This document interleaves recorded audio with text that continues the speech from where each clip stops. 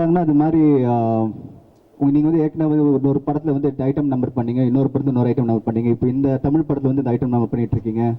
அதான் இப்போ ஒரே ஐட்டம் நம்பராக பண்ண போறீங்களான்னா உடனே பதில் வந்து அவங்க என்ன சொன்னாங்கன்னா, கடைசியாக இதுதான் அவங்க கடைசியாக பண்ண போகிற ஐட்டம் நம்பர். இது மாதிரி ஒரு இந்த ஃபீல் எனக்கு இந்த ஒரு சவுத்தில் எப்படி இருக்கும், ஒரு தமிழ் படத்தில் நடிக்கணும் ரொம்ப நாள் ஆசையாக இருந்தது. சென்னைக்கு இது வரைக்கும் 2 முறை வந்திருக்கேன் முன்னாள், பட் ப்ரீஃபாக தான் வந்திருக்கேன். இங்கே வந்து அப்புறம் ஐம் என்ஜாயிங் எவ்ரி திங். த வே இந்த ஸ்டெப்ஸாக இருக்கட்டும், இந்த மொழியாக இருக்கட்டும், அந்த பேசும்போதும் அதே மாதிரி பாடும்போதும் எனக்கு அந்த மொழி எல்லாமே வந்து ரொம்ப நல்ல ஒரு அனுபவமாக இருக்குது. அதே மாதிரி சாப்பாடும் பிடிச்சிருக்கு. ஸோ இதுதான் அவங்க கடைசியாக பண்ண போகிற. ஸோ அவங்க வந்து நடிக்க தான் வந்திருக்கேன், ஐட்டம் கேர்லாம் கிடையாது அப்படின்றாங்க.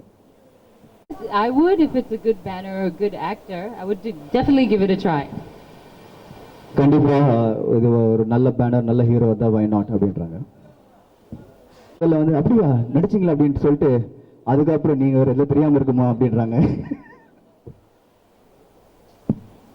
I just want to say that I am having and had a fantastic time working on this song, and I'm very grateful to Sir and Prashant has been absolutely amazing, which gives me hopes for working in the future in the South with such a wonderful producer and a wonderful co-actor. It makes me want to come back more often.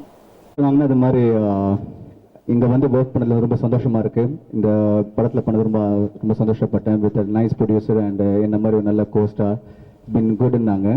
இப்போ நீங்கள் கேட்ட கேள்வி வந்து Of course he was. நிச்சயமா நம்பிக்கை சொல்கிறாங்க, ஆமாம் match பண்ணுன்னு. Thank you thank you so much. It's a pleasure meeting you.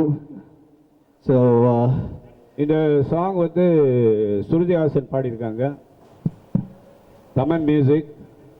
இந்த சாங் கொரியோகிராஃப் பண்ணுறது வந்து ராஜசுந்தரம். அவர் இதுக்காக நிறைய டைம் ஸ்பெண்ட் பண்ணி ரிஹர்சலுக்காக நிறைய டைம் எடுத்துக்கிட்டாரு.